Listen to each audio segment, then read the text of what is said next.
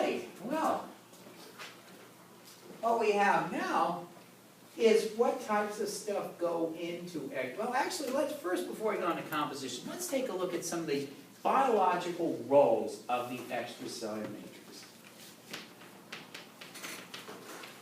The first and foremost thing, you can use that to protect cells. Think of cell walls. Cell walls were probably the first of these kinds of things to evolve. We do see some signs, you know, there's some controversy. There's some evidence of the first eukaryotic cells, which are basically what we would call algae, technically protists, and that date back maybe about 1.5, some people think as far back as 2 billion years ago, although it's controversial. There's a lot of controversy about interpreting some of these limited fossils, but it's possible that eukaryotic cells, including ones with cell walls, date back as far back as 2 billion years, and certainly by about 1.5, they're there. There's some pretty clear-cut signs of that. Okay, so the cell walls, of course, protect the cells. They also not only give the cells physical protection, but they also protect the cells from osmosis. Because inside, especially in a freshwater environment, there's more proteins, salts, whatever. Water tends to go into the cell by osmosis. The cell's going to burst open unless you pump the water out, or if you're encased in a cell wall, all you do is let the stuff in, pressure builds up, and then the back pressure forces it out, you reach an equilibrium. So actually inside cells, plant cells and photosynthetic protocells and fresh water are actually under tens of atmospheres of pressure, hundreds of pounds a square inch. And that's due to osmosis. But they can't expand because they're in a cell wall. So that's one kind of thing. Now, second thing that's extremely important, this was definitely, in effect, a prerequisite for animal life, is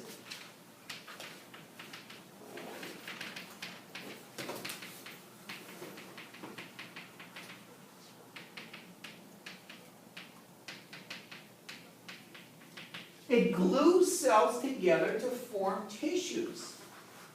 If cells just stuck to each other by receptors, which indeed they can do, that's very weak. It would tear apart real easy, or rip holes in the membrane, or probably a combination of both. But by producing extracellular matrix, the cells here have a cell here, you got your extracellular matrix, another cell here, the ECMs merge, you just glue these cells together.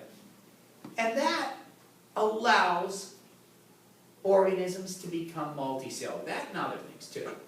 But that is what keeps a multicellular organism together. Now think, if we look outside, what do we see here? The facade of this building is made of bricks. But the bricks are glued together with mortar. Now imagine what would happen to this building if all of a sudden all the mortar disappeared. I wouldn't want to be within 100 yards of this building because it would collapse. Same thing with extracellular matrix. We'll see later on some examples of what happens when things go wrong in certain extracellular matrix components in humans. There's some very nasty, fortunately rare diseases caused by that. Okay, so glue cells together to form tissue. In fact, in animal cells, a major ingredient, as we'll see, is a group of proteins called the collagens. Collagens have very unusual primary as well as tertiary structure. And collagens take a lot of energy to make. So apparently, speculation is that we could not get multicellular organisms on this planet until the oxygen levels rose to somewhere between maybe 10 or 20% of current levels to maybe several times higher. You needed that extra energy from oxidative metabolism to be able to make huge amounts of collagen to glue your cells together to make an organism. And not surprising when we first find signs of oxygen, relatively high oxygen levels in the atmosphere, we also start finding signs of primitive multicellular life in the fossil record. Okay, so gluing cells together to make tissues, that's another important thing. Third thing, okay, third thing, organismal structure.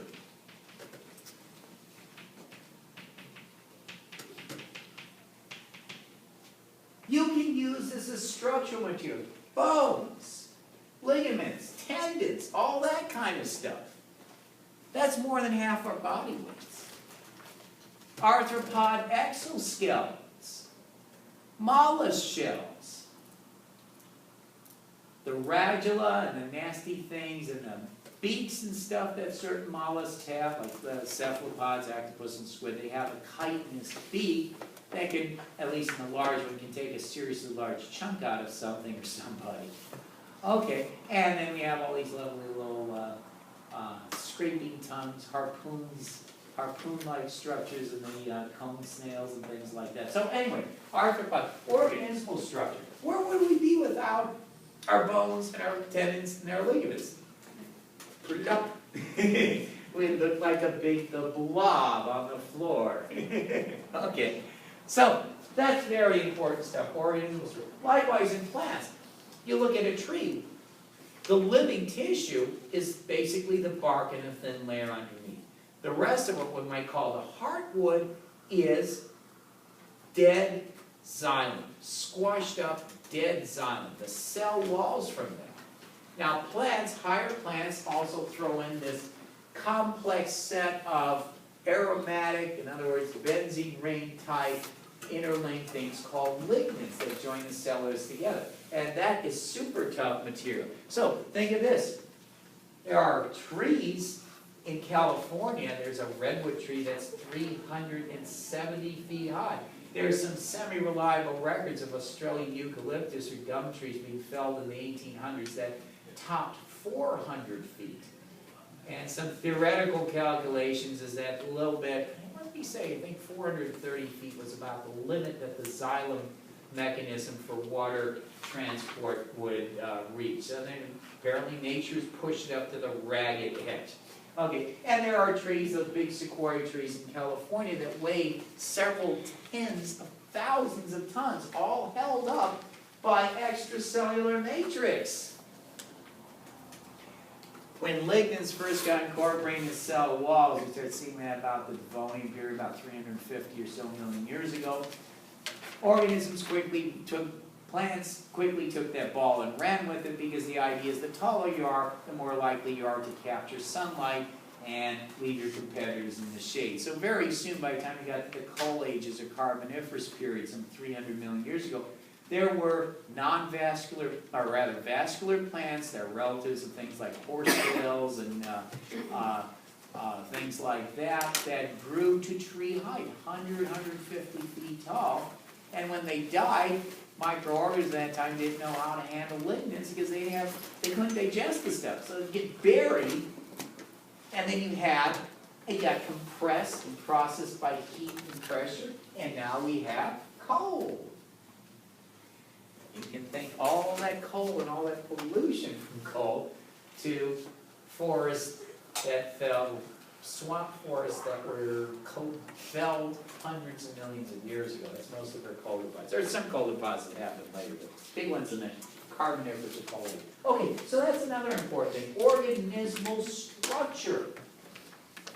And of course the arthropods did a terrific job of that. And took that ball and ran with it. Now, what we're going to see, especially important for us in development, is that the extracellular matrix has critical cell signaling roles. It turns out that cells not just respond to things like secreted growth factors. If they come into contact with extracellular matrix, that can activate a signaling pathway and trigger off cell responses ranging from changes in cell movement, changes in cellular metabolism, and stimulation of cell division, and even changes in gene expression. So many developmental events are due to cell-extracellular matrix interactions.